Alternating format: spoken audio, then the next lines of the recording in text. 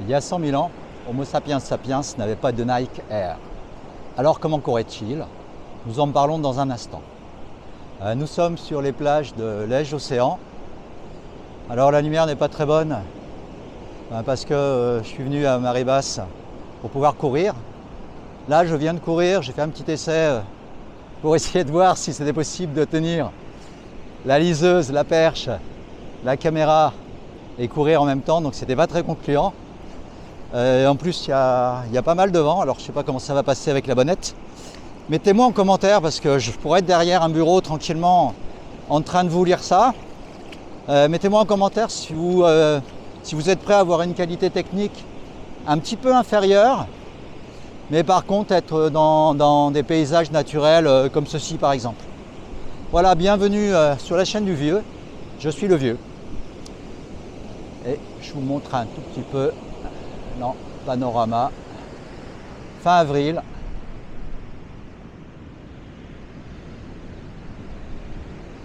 Donc sur le bord de l'Atlantique. Alors, tout commence par le coussinet graisseux.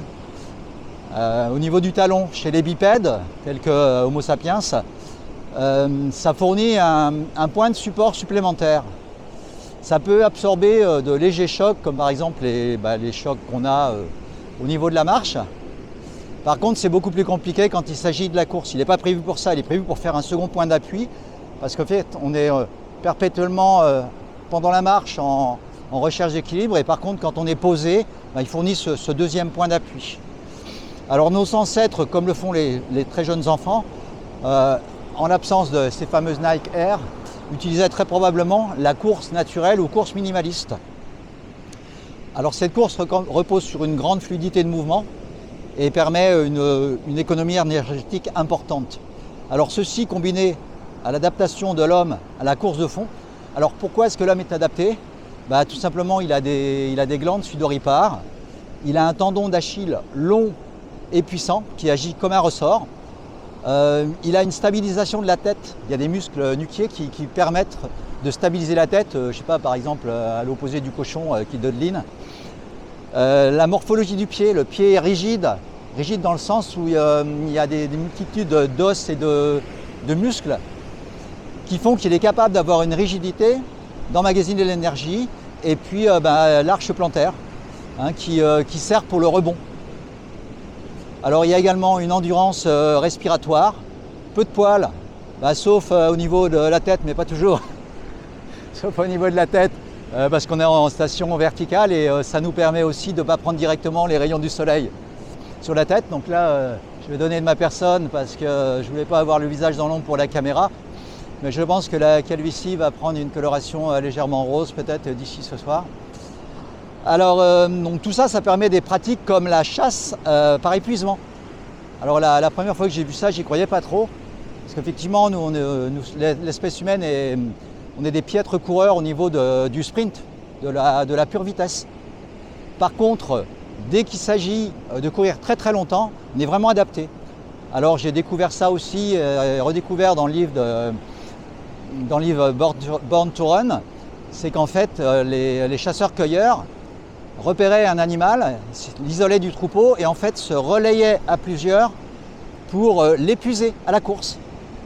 Donc effectivement, ils ne pouvaient jamais le rattraper quand il était en sprint, mais progressivement, ils gagnaient sur lui, tout simplement par épuisement, jusqu'au moment où l'animal qui est traqué va s'effondrer de fatigue ou de chaleur.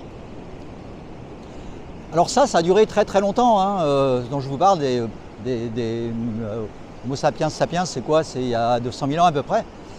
Donc les chaussures très amortissantes, l'arrivée c'est dans les années 70-80. Donc avant ça, la plupart des coureurs, amateurs ou professionnels, ou athlètes de très haut niveau, couraient avec des chaussures vraiment très très fines, presque sans amorti, voire pieds nus. On a des exemples d'athlètes qui couraient pieds nus. En attaquant par la partie avant du pied, puisque quand vous courez pieds nus, vous ne pouvez pas attaquer par le talon parce qu'il y aurait un impact trop important. Le coussinet graisseux ne serait pas prêt à absorber ça. Alors ces chaussures ont permis d'allonger la foulée, il y avait quand même des éléments marketing vendeurs. Si vous allongez la foulée parce que votre talon est protégé du plus dur de l'impact, donc ça vous permet d'aller chercher le sol loin devant, hein, en tendant la jambe.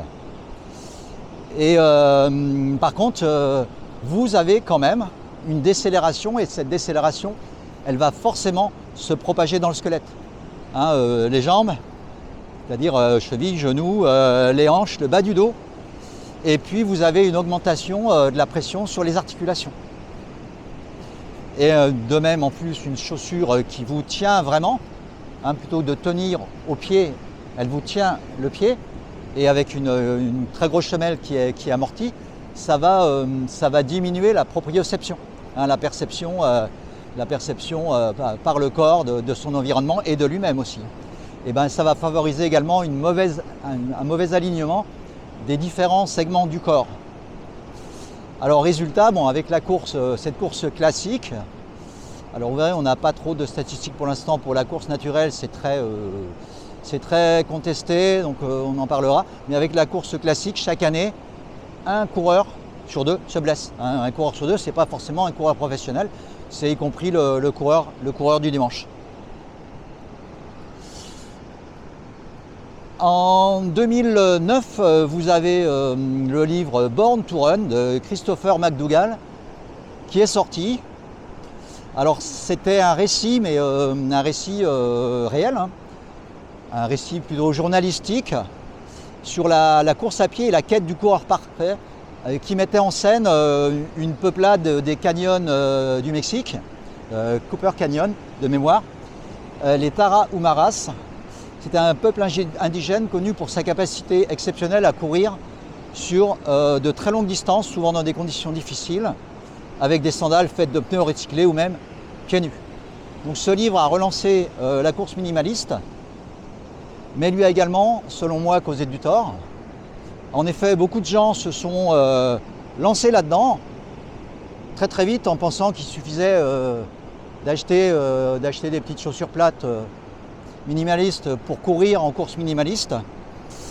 Et c'était encore pire à la limite quand c'était déjà des athlètes, des gens qui avaient une très bonne cardio et qui étaient habitués à courir beaucoup. Parce qu'aller leur dire qu'il faut commencer par 5 fois 100 mètres, ça va être compliqué. Donc on a eu beaucoup de blessures avec cette nouvelle technique. Et sans compter qu'il faut déjà en fait désapprendre une technique. Quand on sait déjà courir de la façon classique, il va falloir désapprendre cette technique et en apprendre une autre de façon extrêmement lente et progressive. Alors pour vous donner un ordre d'idée, la transition s'est donnée au départ, ils disent à peu près 1 ou 2 ans. Oui, c'est bien, nous ça a été facilement 2 ans et encore on a encore l'impression actuellement que notre pied continue à se transformer. Pied, la jambe, on en reparlera, mais il y a une densification osseuse qui se fait. C'est-à-dire que votre corps est soumis à un stress, mais un stress mesuré, un stress qui reste dans les limites acceptables et qui donne un signal à l'organisme de renforcer telle ou telle zone. Donc voilà. Mon parcours par rapport à tout cela. Depuis mon adolescence, j'aime courir. J'aime partir dans la campagne, courir 10, 20 km sans esprit de compétition dans la nature. Hein. Mais bon, avec la technique attaque-talon qui était la seule connue à l'époque, tout simplement. À La Réunion, la nage a complété la course, que j'ai réduite mais pas abandonnée. Effectivement, quand il fait 30-35 degrés et puis vous avez 90% d'humidité, la course à pied sur d'assez longues distances est nettement moins confortable. Ça, c'est clair. Donc j'avais toujours continué un peu à courir, là, à titre d'information, là, au moment où j'ai abandonné, vers 45 ans, j'avais pris l'habitude de faire tous les week-ends, en fait, je courais, je faisais un circuit d'une dizaine de kilomètres sur la plage. Voilà. Alors on a eu l'exemple dans la rue où on habitait à l'époque, on a eu l'exemple d'un ami ancien marathonien et qui était sous anti-inflammatoire en permanence. Bon ben ça m'a fait un petit peu réfléchir. Moi, je me suis dit, à 45 ans, ça fait quoi? Ça fait 30 ans que je courotte, mais que je cours quand même régulièrement. Bon, ben, je me suis dit, allez, j'arrête. C'était pas trop un problème parce qu'à l'époque, je pouvais nager facilement. Je pouvais nager facilement une dizaine de kilomètres par semaine. On avait le lagon juste à côté.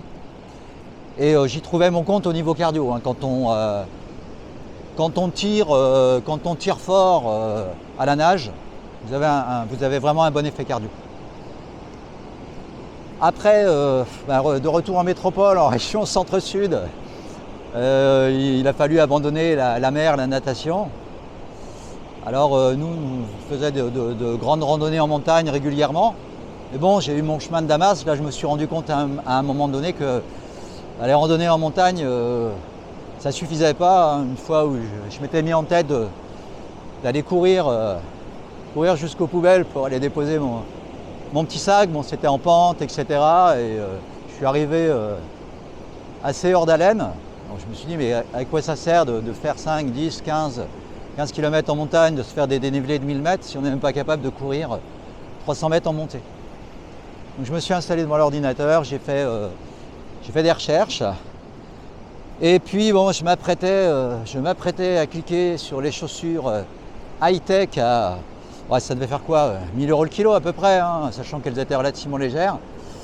Et là j'ai eu un doute salvateur en fait. Je me suis dit mais bon, si les chaussures hyper amorties n'étaient pas forcément la solution. Moi, je suis parti sur internet, j'ai cherché à gauche, à droite. Et puis, moi, je suis tombé sur la course minimaliste. Et puis partant de là, effectivement, c'était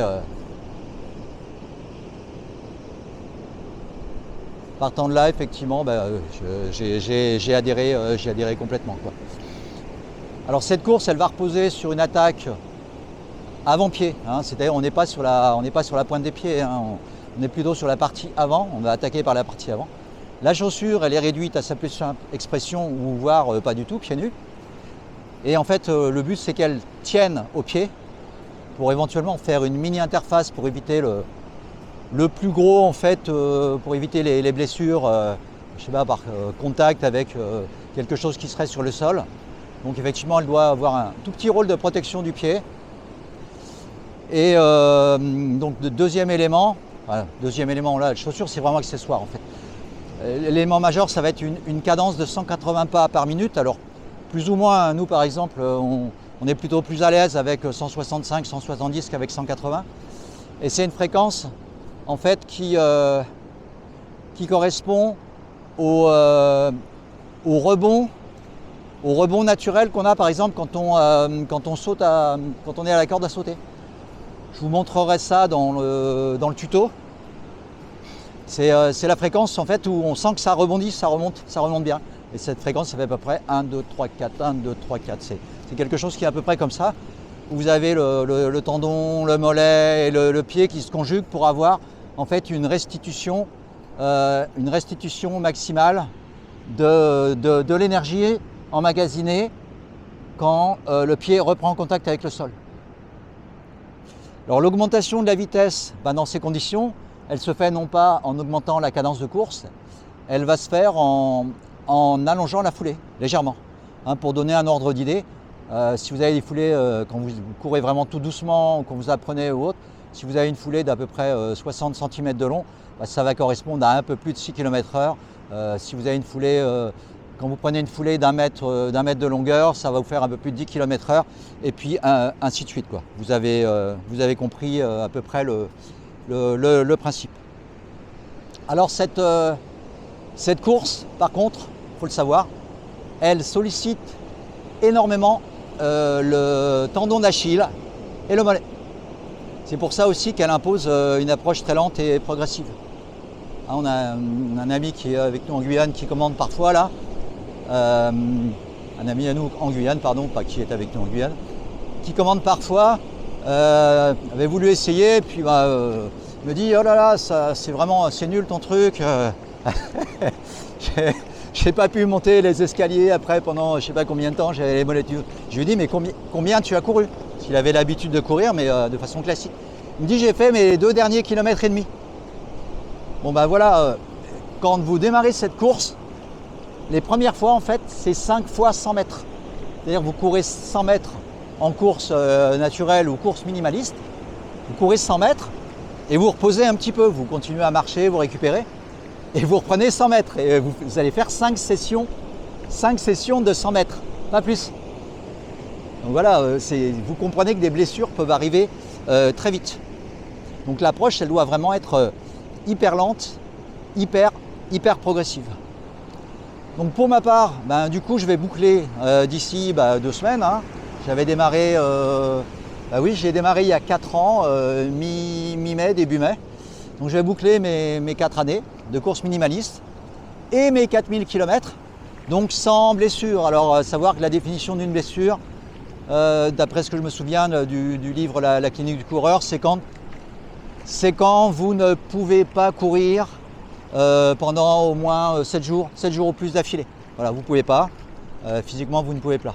Donc pas de blessure en 4 ans. Alors il y a eu des petits moments, des petits chatouillis, des petites douleurs aiguës, mais alors là il faut savoir s'arrêter tout de suite, ne pas outrepasser les capacités de son corps tout simplement, pour que les choses se passent correctement. Moi je m'étais fait pour ma part un petit calendrier de progression avec, alors évidemment au début on a envie d'aller plus vite, surtout quand ça se passe bien. Voilà, ça se passe bien, vous allez un petit peu plus vite, ça se passe bien la première fois, vous allez un peu plus loin, vous en faites un peu plus. C'était mon premier 4000 mètres, j'étais tout content. Non, mon premier 2000 ça marchait bien, je me suis dit allez, je saute un peu les étapes, la semaine d'après je passe à 3000, la semaine d'après je passe à 4000. Après le premier 4000, très bien. Le deuxième 4000, à 500 mètres avant la fin, je sens une douleur aiguë à l'arrière du mollet. J'arrête tout de suite, je rentre tout doucement, mais je pense que j'avais le début de quelque chose. Du coup, séance d'après, je suis redescendu à 2000 mètres et j'ai repris le temps de remonter sur plusieurs semaines à 4000 mètres. Et puis voilà quoi. Il faut vraiment être à l'écoute de son corps, de ses limites, pas vouloir en faire trop. Et si vous faites ça, c'est vraiment du plaisir quoi. Donc je vous montrerai en 3e vidéo un mini tuto sur ce type de course. Donc je comptais faire une seule vidéo, j'avais annoncé une seule vidéo. L'historique, en fait, ce que je suis en train de faire, l'historique et puis mon parcours.